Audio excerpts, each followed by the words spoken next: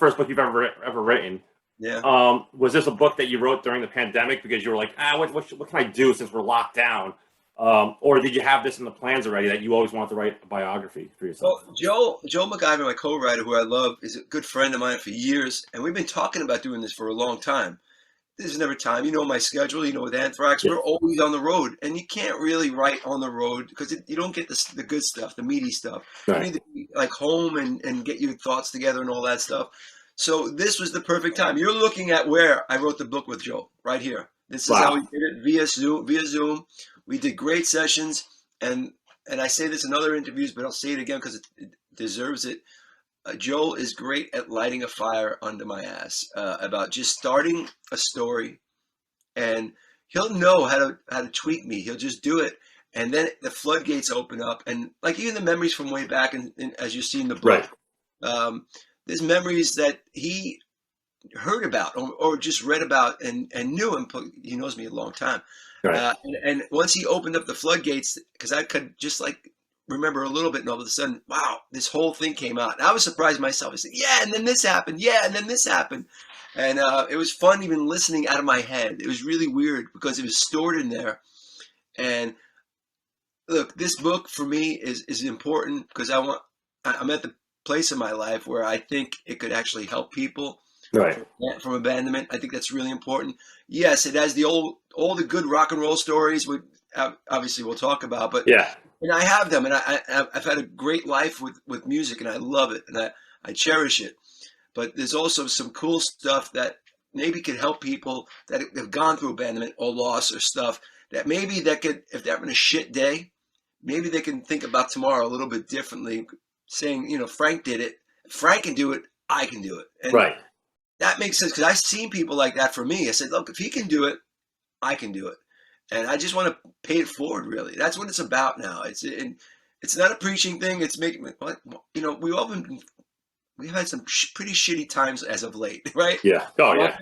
Why not make people feel like better about their fucking lives? And that's I think some of the things in this book touch on that, and I think they can really get through to people. A lot of people have hit me up already who've read it, and they say, "Man, I didn't expect this out of what you were talking about in your life." I said, "Yeah, because there was some shitty times, but my whole thing is brush yourself off, man, and move on, and that's the whole purpose of it. It really is. It makes sense to me."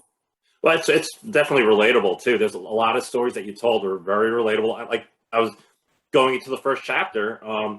You know, I could relate to your storytelling. It was like you were, all right. So you were talking about the bullying when you were younger.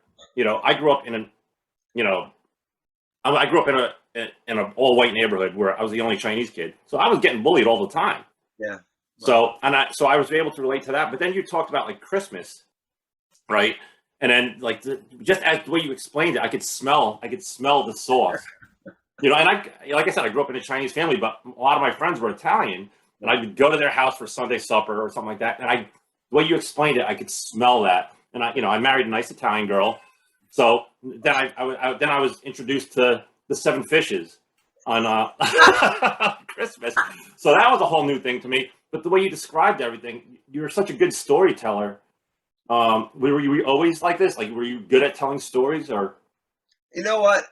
Here's you know this, but I said it in the beginning of the book. I want this book to be like you're hanging out at a bar with me, having a beer, right? Right.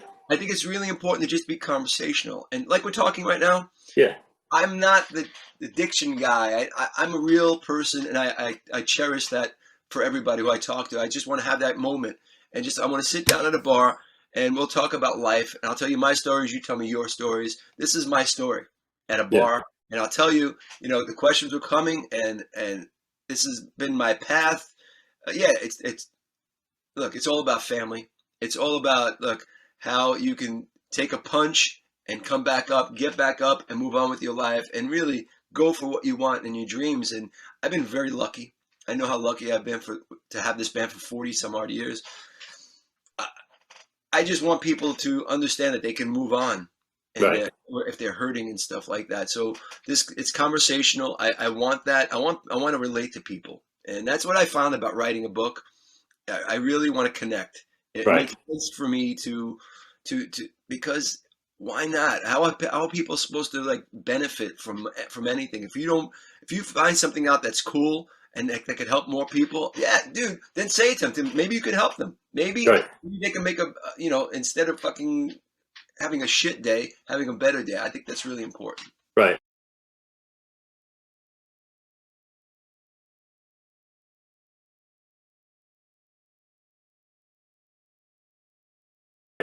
So, and then when I texted you, when I first started reading the book, I was like, I read this forward by Gene Simmons, which was amazing.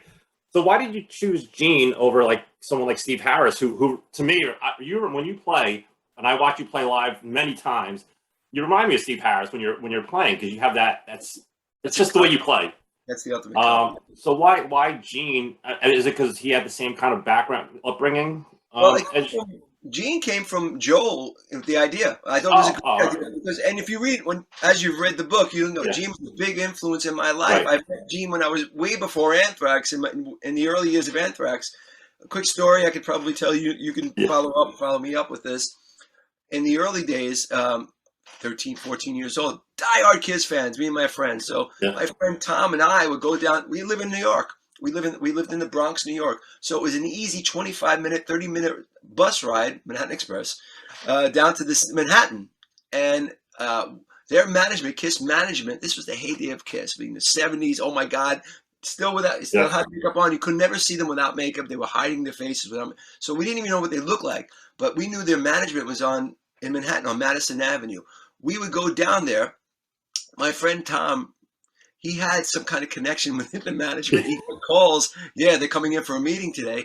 Dude, we would go down on the bus, cut out school, go down there, waiting. It could be January 11th and be freezing our balls off and be freezing outside, waiting for these tall 6-foot+ guys. We didn't know what they looked like. Suits on, coming to their management, and we wait and we meet them. And therefore, Gene, after a while, we met them so many times, Gene would actually know us. And he would know our names, because he'd ask, "What's your name?" Yeah. Frank Bello. So the next time he would see us, because we were there so many times, Frank Bello, how did you get here? And how do you always know that we're here? What are you doing? I don't understand. We need to find out how you're always finding out we're here. I want to know. And then Paul would do like, yeah, you're always here. I don't understand. It's cool to talk to you, but I do those impersonations because they're so important to me, and I have them embedded in my brain because they were always so cool. It was a great thing to meet them because they were our superheroes, but they were always so cool. And they are some of the people that taught me how to be a musician in a band and how to react with fans and how to interact with fans. It was so cool because Gene was always informative. He was always telling the truth about everything and what Kiss was doing, and always talked to me like a human being. I thought that was really cool. Yeah, and you actually told that story in the book. Yeah. But then you also tell another story. I don't want to give it away, but you tell another story about the studio. Just sneaking. I mean, I'm with you. I'd be shitting my pants if my friend would have been like, "Hey, we're gonna sneak up there." Yeah. That was an amazing story. Yeah, it was fun. I mean, I've told it another one. So there's so many stories. There's a lot of stories in the book, which is great about my upbringing. And one more story was with Kiss. My friend Tom, who I love, I still love him, still a great dude. We went down to the studio on 48th Street, and we found out they were recording. Long story short, diehard Kiss fans find out Kiss is recording. Tom and I, we do it again. He finds out, gets a connection, right? Gets the connection. We go downtown on the bus, wait outside this studio, freezing our balls off. Freezing, just outside. They're going to come. It's all, just being diehard fans, right? We are fans. So Tommy doesn't want to wait, presses the button to go in. I said, I'm not going in. There's a camera there and stuff. I says, there's no way we're getting in. Dude, zzz, I don't know why. He goes, here to see Gene. Zzz, lets us up. I'm not going in. There's no way possible I'm going. I'm just telling you, I was petrified. There's no way, because I'm not going to get beat up by a security guard. I don't want to deal with this stuff. I don't want to get in bad graces with Gene. Long story short, Tommy walks in. Come on. I'm like, oh. Reluctantly, it was like there was molasses in my shoes. I was walking in mud. I couldn't get my feet to walk because I knew it was the impending danger that was about to happen. Get in the elevator. Elevator's closing. I was like, what is going to happen? Holy shit. We go up in the elevator, opens up. Nobody's at the desk. There's nobody in the studio, right? Tommy goes, come on, come on. He walks out, takes the first step. I said, no, I'm not coming out. Come on, come on. So I finally go out, let the elevator go. We look over to the left. We see, and the wall is blocking the person that was there, but we saw 2 legs and cowboy boots. Mm-hmm. Just watching TV. You see the TV's on, right? Somebody has the cowboy boots, relaxing. Tommy goes over and looks. Hey, Gene! We have this high pubic voices there, you know. Hey, Gene! Tommy sees Gene there, and I'm like, oh. And so I was scared, shit, man. All of a sudden, so we look over. It's Gene, right? Gene looks at us. He goes like this, and he has a cookie in his hand. He goes, just like that. Because obviously he's been working all day. He's relaxing, and this is his time. He's by himself, relaxing, watching TV, having a cookie, right? So he after he sighs, looks up and he goes, "What are you doing here?" You know, and I'm like, ah! I want to fucking, my heart's out of my chest. It's on the floor. I'm like, oh my God, I don't want to be here. And I'm mortified. Tommy goes right away. Yes, we just wanted to see what's up. You know, and Tommy he had the answer for everything. He's right on. So he goes, now Gene gave us this great speech, which I still remember verbatim in my head. He goes, do I come into your living room and bother you while you're taking a break? And he just says it straight out. Do I bother you? Do I come to your living room and bother you while you're taking a break from work? No, Tom Brown, Tommy, my friend, comes up straight up. He goes, anytime, come on over. You know, he just says it straight out. He says, come on over anytime you want. So I'm like, I'm mortified. I'm waiting for the elevator. I'm praying for the elevator to move fast, right? So Gene, and then it breaks the ice, right? So he starts to talk. So yeah, so he tells us what he's doing. You know, I'm recording here, you know, and then the conversation flows. And Tommy goes, yeah, how's it? And Tommy's asking all the questions because I'm afraid to talk. And Tommy's asking all the questions. He goes, what's the song? What's the stuff like? Yeah, blah, blah, blah. Then Gene, and this is superhero time. He goes, would you like to hear one? For kids, for diehard Kiss fans, imagine you're a hero just saying, my mouth dropped, my heart is like, boom, boom, boom, boom, boom, right? At the same time, in unison with our high voices, yeah! You know, it was like, we both said, yeah, of course. So, and he calls his engineer, he goes, and I forgot the guy's name, he goes, let them hear Young and Wasted. We went inside. Unbelievable. Dude, he seats us right at the board. This is big rock star stuff. We're just listening. We are 2 fans that Gene Simmons has invited in to listen to the new song that's being mixed. A song called Young and Wasted, which I think is awesome. We were blown away. Very graceful. You know, the whole thing is great, gracious. He's a beautiful man. And so to wrap this all up, he goes, we come out, we were on cloud 11, right? Yeah. We're on cloud 11. We're all buzzing into, did you like the song? Yeah, of course we loved it. You know, we were like, oh my God, it was so happy, all this stuff. He goes, now, and he goes, please, now it's nice seeing you. Can I get back to work? I mean, he's very cool about it. He gave us what we wanted, and Tommy and I floated home then. And that showed me how to be, one of the great stories for me that showed me how to be with fans. Just be normal and cool. And Gene taught me a lot. So for him to write my book, to write the forward of my book, it was such an honor to have that piece of my life, because Gene was so important in my life. And remember, growing up without a dad, you know, right. And all about the abandonment stuff. Gene was a hero to me when I looked at him on that stage. He was doing it right. He was doing the thing that I wanted to do, that made sense to me, that filled that void that was left, that from the abandonment and all that stuff. Not having a dad, I looked to musicians for guidance, really. Too. That's what I want to do. This will show me the path. Gene was one of those guys on stage. Man, that's something to do right there, and it gave me focus. It really did.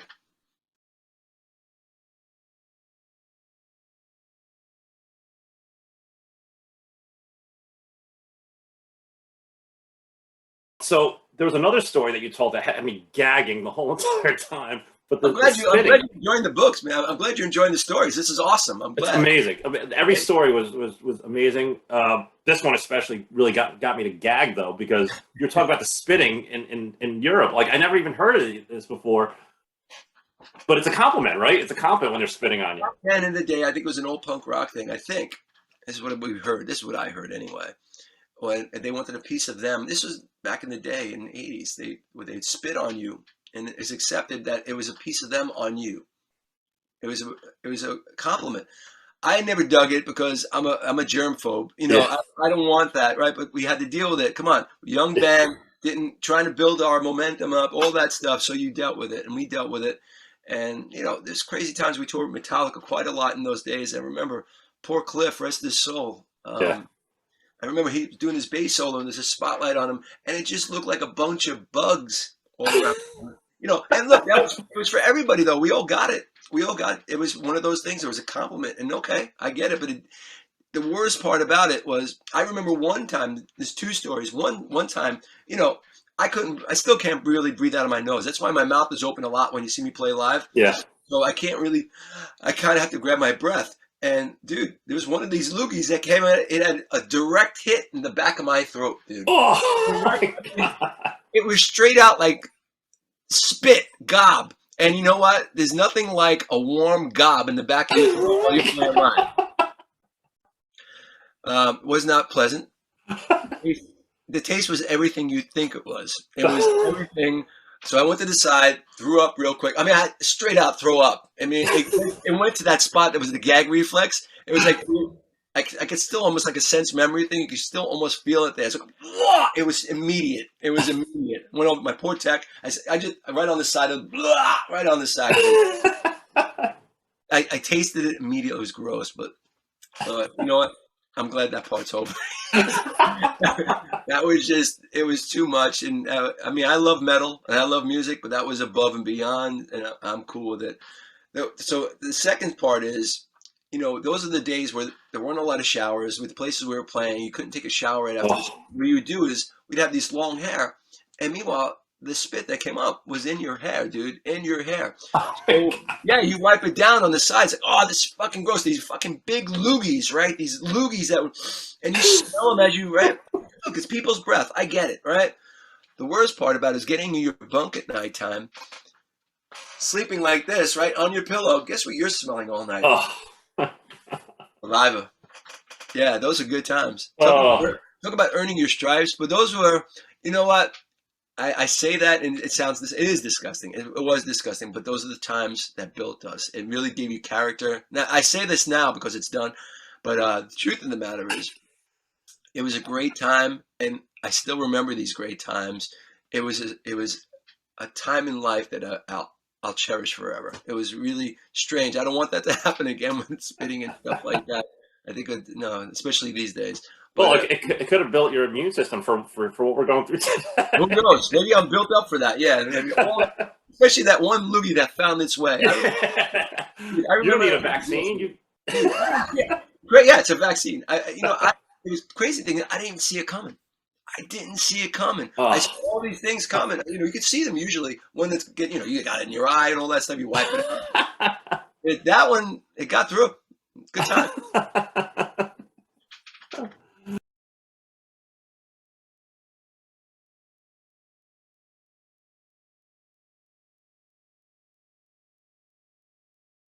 There was a chapter that really made me sad. Of course, you know where I'm going here with about Anthony. It was titled Anthony. I actually don't remember reading this story, but in the news when it happened back in '96, right?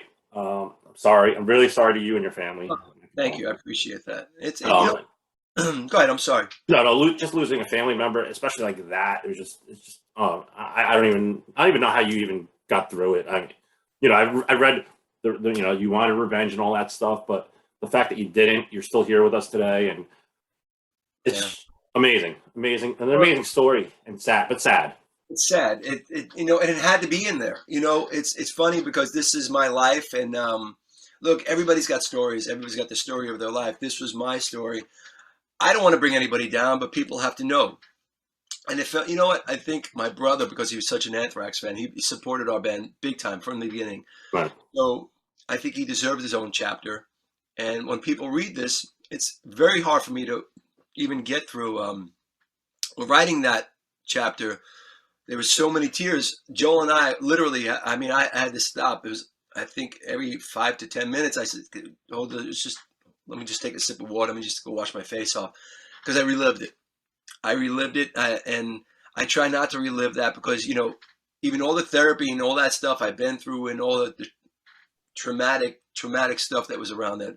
For people that don't know, I'll say it. My brother, unfortunately, at 23 years old, this was 1996, was shot and murdered in the Bronx, New York, the place that I grew up, around the place that I grew up, by some fools with guns.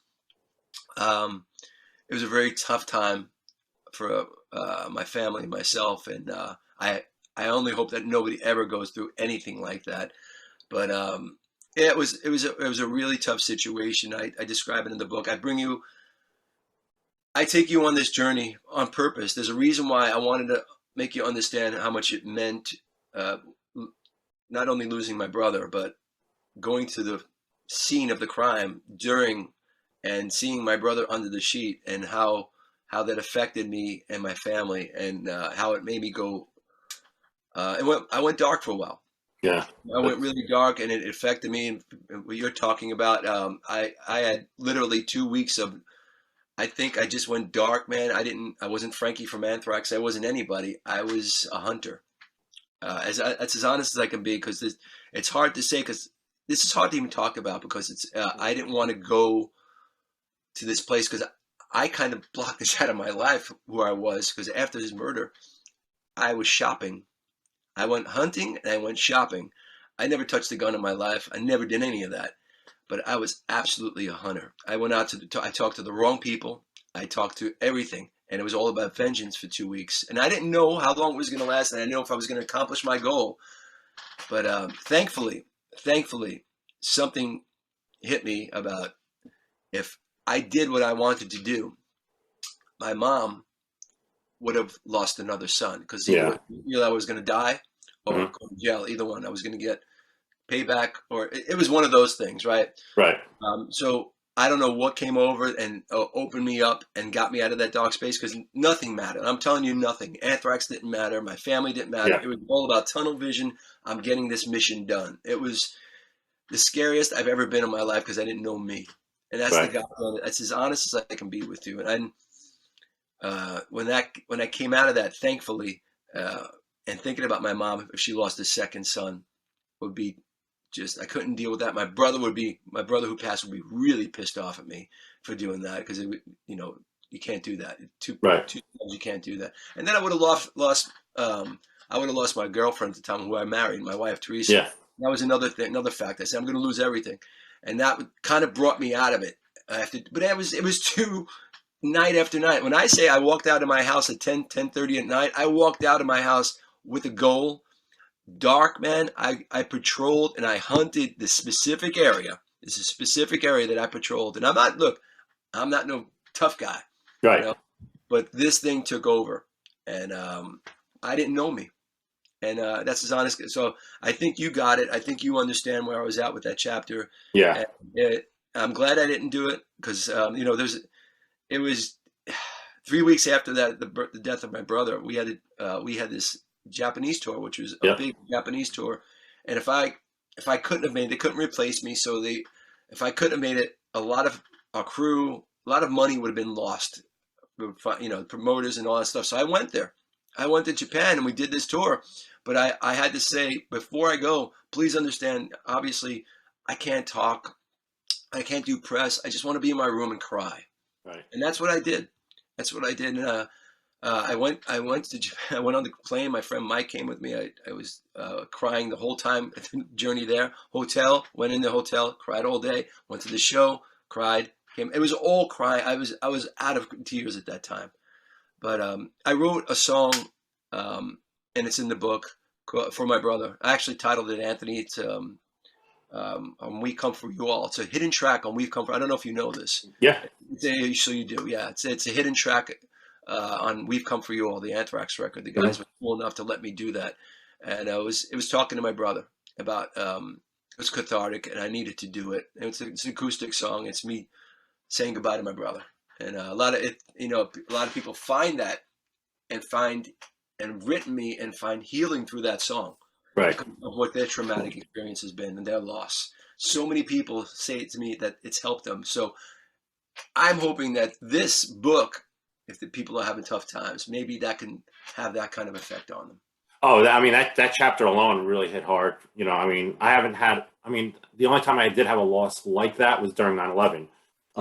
So Sorry. I mean, I don't want anybody to ever feel anything like that, because it takes a piece of your soul, not only your heart. Your heart's my heart's gone forever with that, but yeah, it takes a piece of your soul out, and you look and you start questioning everything. You right, question everything, your faith, everything, your absolutely.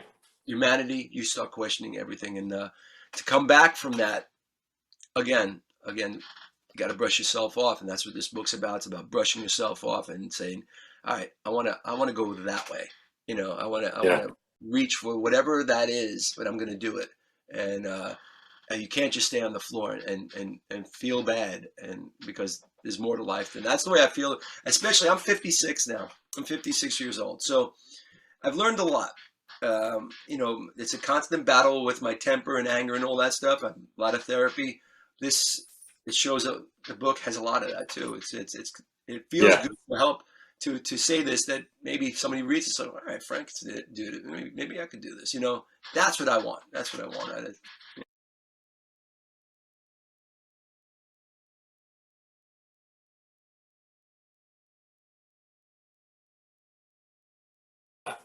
it. So another thing that I found interesting was, you know, when you guys got to play the Big Four at Yankee Stadium. Again, that gave me chills because, you know, I'm a diehard Yankee fan, 11 in a row, by the way. And this was, you felt that this was like sort of a thank you performance for your grandmother Tina also. Would you consider this one of the biggest performances of your career? And if not, what would you consider? What would Frank Bello's dream performance be if it wasn't Yankee Stadium?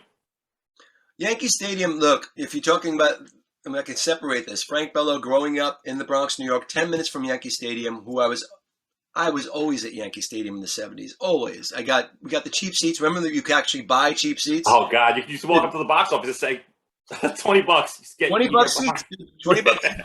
Me and my friends, we used to sit in the bleachers, the cheap seats, we used to call them, right? Yep, yep, Drink, eat, everything, just scream at people. It was the best of the best, right? Having the yep. ball, right? Scream at people, having a good time, not hurting anybody, but just having a good time. But growing up and having this band from New York, metal band, thrash metal band. Just think about that. Thrash metal band growing up in New York. My highlight, my goal when I started musician wise, was, man, wouldn't it be great to play headline Madison Square Garden? Now we did that with Clash of the Titans, right? That was the quintessential, oh my God moment, right? But you get this call about the Big Four, and they're gonna. First, it was supposed to be, I think, was it Shea Stadium or City at the time? It was one of those. It was supposed to be where the Mets played, and I'm a Right. Yankee fan. You know, neither here. It doesn't matter now, Yeah, but it did. I get it. It was extra special to me, for me, if we could have played Yankee Stadium. But I didn't know if it was going to happen because it was very up and down. We didn't know if the Yankees didn't know if they wanted it in there. They didn't know what was going to happen. Blah blah blah. So when I got the word that it was Yankee Stadium and it was on, that you had that Madison Square Garden thing, I put in my pocket. I'm very happy. It's right close to my heart. But this was it for me. And I still can't believe Anthrax, the band Anthrax, played Yankee Stadium. If you put those Amazing. together as Frank Bello growing up, the guy from the Bronx, saying Yankee, the band that I was in, and I've been in for 40 years, played that. Doesn't make sense, but very thankful for it. And so to get back to your question with that was the show, yes, and I'll have that forever. But the Big Four in general was the celebration.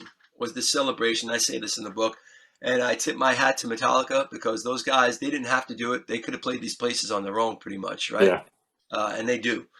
They took the three bands, Anthrax, Slayer, Megadeth, and celebrated thrash metal. And I'll never forget them for that. I think that's a very big thing, and I love them forever. They're all my friends, and I love them all. We kind of all grew up together with this yeah, music thing, right? Touring and all that stuff. It's great when the biggest kid on the block says, "Come on with me, and let's go celebrate." That's what Metallica did, and I'll never forget them for that. It's really something special. So, I mean, look, I would love to do more Big Four shows, you right. know, but I don't know if that's ever going to happen. But at least that, and I put this in the book, that was a very, very special time in my life, not only for the band, but in my life, to have my grandmother, and when you was Awesome. mentioning before, Yeah. that was just a little background on my grandmother. My grandmother, I moved in with my grandmother. It's all in the book. I moved in when my dad took off. I moved in with my grandmother, who's Charlie, the drummer of Anthrax, Charlie Van Anthony's mom. And I moved in to her house, and she took me in and pretty much raised me in that house along with my aunt. And she was very giving, music-wise, and she was very. She just said, "Do what you want to do," and so I pretty much took it from Charlie, and I found that I love music and I wanted to play, and I started jamming with Charlie, and she was always very very helpful with that, and she always pushed me to do, yeah, you should do it, yeah, you should do it. And the last show, having that beautiful lady that she ever saw, that beautiful lady, we had a box for her in Yankee Stadium. That was the last show, and I couldn't get from the stage after the show to go see her because she was already on the way to the parking lot. They were driving her home. I caught her in the parking lot on my way out. I said, "Graham, did you like it? Did you like?" Oh, I still remember her face. You know, oh, I loved it. She was That's great. She had such a proud moment because her son Charlie, the drummer of Anthrax, and their grandson Frank Bello just played Yankee Stadium, and they said, "This is because of you. You made this happen." And so, thank you, Tina Babes. I call her Tina Babes. That was our nickname for her, Tina Babes. You know, and she was very special. And you'll see this book is dedicated to the strong women in my life. And right. So I'm a pro girl person. I think women are very, very strong, and they're very important to me in my life, and I cherish it. Well, they molded a great human being. I'll tell you. Just I mean, the best of the best, along with my mom and my aunts. They all brought me up, and I'm very grateful to them. And this book was really like a thank you to them, really. But you have some great father figures though too, like your Uncle Joe. You were saying, does he still even have that deli, or is that gone? The Bronx. It's just for you guys out there that don't know. I grew up in the Bronx, and around the corner was my Uncle Joe's Italian Deli. So this was a great little deli, small little deli, but I worked in it after, I actually worked in it on the first Anthrax record. I toured it. I came home and still worked because there was no money. So I grew up in that place. It showed me a lot about life. My Uncle Joe was very influential to me. Always searching for a father figure and who to look up to. He was very big. There's a picture of him in the book. It's all detailed in the book of the trials and tribulations of that deli. But no, it's not there. To answer your question, unfortunately, like everything else, they built condos where that once was. So, but I have it right here, and it'll never leave me how special that was. Yeah.